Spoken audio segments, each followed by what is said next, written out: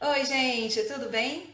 Eu sou a Conceição, mediadora de redação do PVS, e voltei aqui hoje para dar continuidade à aula anterior sobre o capítulo 8 da nossa apostila de redação, revisão de textos e identificação de falhas.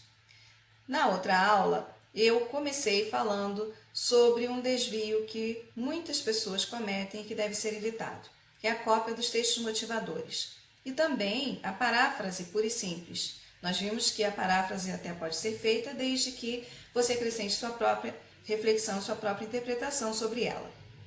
Hoje nós vamos ver outros aspectos que precisam ser observados com atenção. E a primeira pergunta que eu quero fazer para você é a seguinte: você sabe olhar para o seu texto de maneira crítica e identificar eventuais falhas que tenham passado? Se você assistiu às aulas anteriores, provavelmente você já está escrevendo um texto bastante correto. Mas sempre é bom ter um olhar crítico sobre o próprio texto para identificar alguma falha. O primeiro tópico que nós vamos abordar hoje é a importância de observar a construção da nossa introdução. Observar se ela tem os dois elementos fundamentais, a contextualização e a tese. Vamos começar analisando duas introduções produzidas para o vestibular CEDEST 2019-1, cujo tema era Memória Brasileira, uma questão de prioridade. Nos últimos 10 anos, 5 prédios pararam por tragédia com fogo na cidade de São Paulo. No dia 2 de setembro de 2019, a população brasileira teve uma notícia triste. O acervo histórico de 200 anos do Museu Nacional da Universidade Federal do Rio de Janeiro, o FRJ, foi perdido por causa de um incêndio que atingiu o prédio. No capítulo 5 da nossa apostila de redação e na videoaula da semana 6, nós vimos que a introdução precisa cumprir duas funções: a de contextualizar e de apresentar a tese. Analisando essa introdução, podemos perceber que ela cumpre apenas uma dessas funções, que é a de contextualizar. Nós precisamos, então, acrescentar uma frase que dê conta da tese. Vamos ver. Tal fato nos leva a perceber que a memória brasileira não tem sido uma prioridade, situação que precisa ser mudada. Observe que agora a nossa introdução, ela tanto conta para o leitor qual é o assunto, qual é a relação desse tema com o mundo, como indica para o leitor qual direção argumentativa o texto vai tomar. No Brasil, a cultura está sempre em segundo plano, assim como a educação. Vivemos em um país onde sua própria história não é preservada, o que faz com que a sociedade não compreenda minimamente suas raízes. Essa segunda introdução também cumpre apenas uma das funções que lhe cabem, que é de apresentar a tese. O texto já começa indicando ao leitor qual é o direcionamento argumentativo que vai ser tomado, mas faltou indicar para o leitor qual é o tema e como esse tema se relaciona com o mundo. Então, para resolver esse problema, nós poderíamos acrescentar a seguinte informação: toda nação tem uma cultura e uma história que quer preservar e manter sempre viva na memória social, e para isso a preservação dessa memória precisa ser ensinada. No Brasil, a cultura está sempre em segundo plano, assim como a educação. Vivemos em um país onde sua própria história não é preservada, o que faz com que a sociedade não compreenda minimamente suas raízes. Agora sim, nós temos uma introdução completa, com contextualização e tese. Vamos fazer alguns exercícios para que a gente consolide esses conhecimentos adquiridos até agora. Na apostila de redação, página 79, nós temos alguns exercícios. Vamos realizar alguns. Exercício 1. Uma boa introdução deve cumprir duas funções: contextualizar o tema, mostrando sua relação com o mundo, direcionar a abordagem, sugerindo o que o texto vai dizer. Lê os parágrafos a seguir e sugira para cada parágrafo duas estratégias de contextualização diferentes. O tema é racismo no Brasil, tese. Nessa perspectiva, o racismo é uma ameaça à plenitude democrática, precisando ser vencido no plano cultural, tanto quanto no socioeconômico. Para realizar essa tarefa a gente precisa apresentar uma contextualização, usando alguma daquelas estratégias que a gente aprendeu no capítulo 5. Então vamos ver como eu resolvi esse exercício.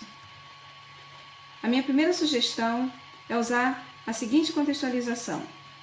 O racismo fica evidente diariamente nos noticiários. Ele era um bom filho, era trabalhador, trabalhava de dia e estudava à noite. Aqui na comunidade todo mundo gostava dele. Ele não merecia morrer.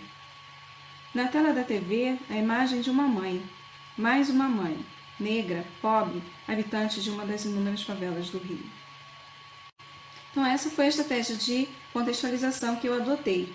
Você pode reconhecer que estratégia é essa? Essa aqui é a estratégia jornalística, que é aquela estratégia que a gente usa uma pequena narrativa, né? A gente conta uma pequena história que se relaciona com a argumentação que a gente quer construir. Vamos ver a próxima estratégia que eu adotei. Era só mais um Silva que a estrela não brilha. Ele era funkeiro, mas era pai de família. Os versos dessa música do final do século XX registram um fato: o racismo e a violência que ele provoca contra os negros ainda hoje no Brasil. Vejam que aqui é uma outra estratégia. Você consegue reconhecer que estratégia é essa?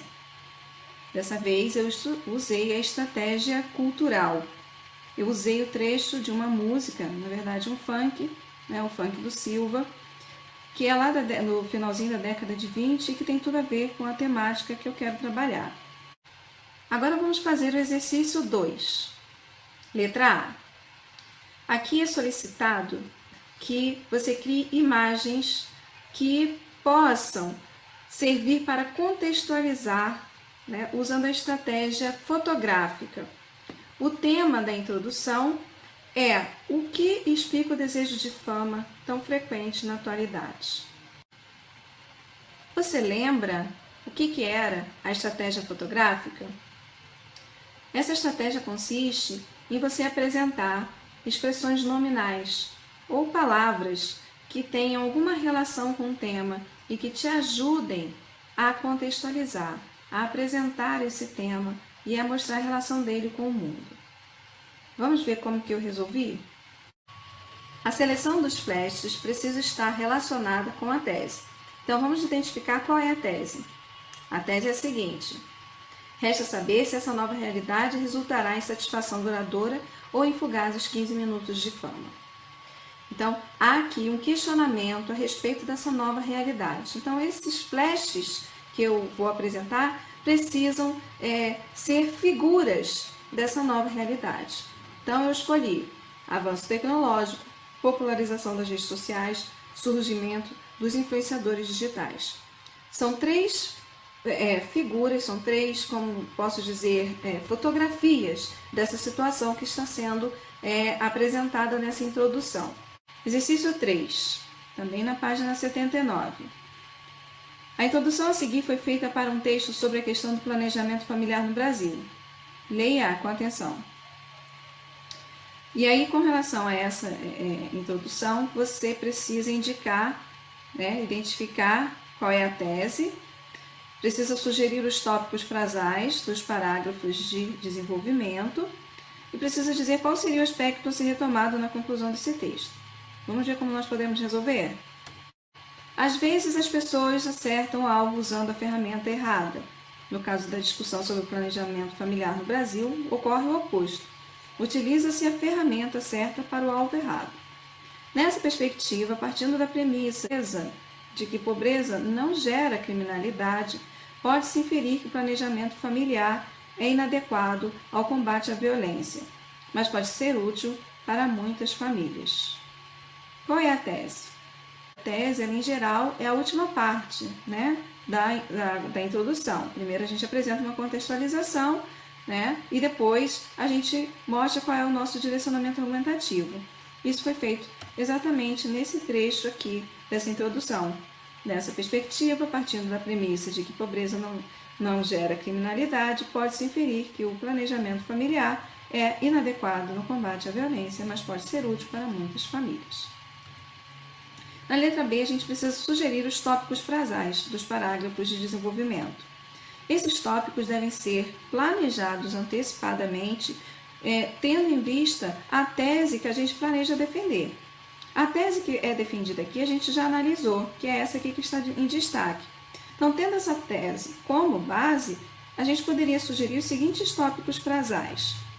Para o desenvolvimento 1, primeiramente, cabe esclarecer que o planejamento familiar não deve ser usado como principal ferramenta para combater a violência no Brasil. Para o desenvolvimento 2, entretanto, o planejamento familiar pode promover qualidade de vida para inúmeras famílias. Vejam que o tópico do parágrafo de desenvolvimento 1 retoma parte do que foi exposto na tese. A tese falou que o planejamento familiar é inadequado no combate à violência. Então, o tópico retoma essa informação, parafraseia essa informação, o que indica que nesse parágrafo a gente vai apresentar os argumentos que justificam parte da nossa tese, parte do nosso ponto de vista. No tópico do desenvolvimento 2, a gente retomou a outra metade da nossa tese, né? Que pode ser útil para muitas famílias. Ou seja, eu parafraseei no meu tópico do desenvolvimento 2 essa informação. Isso significa que nesse parágrafo eu vou apresentar argumentos que justifiquem essa outra parte do meu ponto de vista. Tudo bem até aqui? Por fim, para responder a letra C, devemos dizer que o aspecto a ser retomado na conclusão é a ideia defendida na tese, o que garante uma das qualidades que o texto deve ter, a circularidade. O exercício 3 nos chama a atenção de dois aspectos. Primeiro, para o funcionamento do planejamento de texto, e também para o fato de que um texto bem planejado garante ao texto uma qualidade que é a circularidade.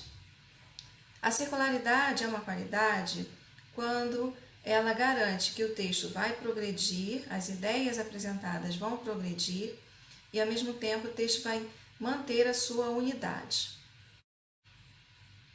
Observe nesse esquema que o plano de texto já inclui a circularidade. Então, esse é um aspecto que você deve observar sempre que for construir a sua redação. Faça o planejamento, porque ele vai garantir que você vai construir um bom texto, e fique atento à circularidade que faz o texto progredir, mas que mantém a unidade do texto, né? Fazendo a retomada da introdução na conclusão e desenvolvendo a tese apresentada na introdução no seu desenvolvimento. Outra qualidade que um texto de redação deve ter é a relativização. A relativização se refere à forma como nós apresentamos o nosso ponto de vista. Ao apresentar a nossa tese e defendê-la ao longo do texto, nós devemos evitar ser categóricos e absolutos. Devemos construir afirmações que não deem conta de totalidades. E também devemos evitar de ser intransigentes. Uma frase como "todo político é corrupto", ela é problemática justamente porque ela afirma a totalidade. E nós não temos como comprovar, como confirmar essa totalidade. Por mais que nós argumentemos e tentemos apresentar justificativas, no máximo a gente vai conseguir provar que a maioria dos políticos são corruptos. Ou a maioria dos corruptos são políticos, né? Então, a relativização é sempre o melhor caminho na redação. Evite essas palavras que afirmam totalidades, que são absolutas e que são intransigentes. Para finalizar, um último aspecto que eu gostaria de chamar a atenção é a importância do uso dos ganchos semânticos. Nós vimos que o nosso texto precisa ser uma unidade, ou seja, deve haver uma relação entre os parágrafos. As ideias apresentadas na introdução são desenvolvidas no desenvolvimento e concluídas na conclusão. Mas, para facilitar essa unidade e essa progressão das ideias, a gente precisa usar elementos coesivos que não só permitam estabelecer essa conexão entre os parágrafos e entre os períodos, mas que também indique qual é a relação entre as ideias. Então, os ganchos semânticos, eles favorecem a construção da nossa argumentação, na medida em que relaciona as ideias desenvolvidas em cada parágrafo. Então, a gente deve começar sempre os parágrafos indicando qual é a relação da informação que vai ser apresentada naquele parágrafo com o parágrafo anterior. Isso garante, inclusive, a circularidade que nós já comentamos. Bom, pessoal, por hoje é só. Foi um prazer estar aqui com vocês de novo falando sobre essa importância de revisar os textos e de identificar eventuais falhas. Eu espero que vocês não fiquem desanimados diante do cenário atual. Isso vai passar, então se mantenham ativos, estudem, procurem os mediadores de vocês para tirar dúvidas, façam redações, porque só a prática leva à perfeição. Até a próxima!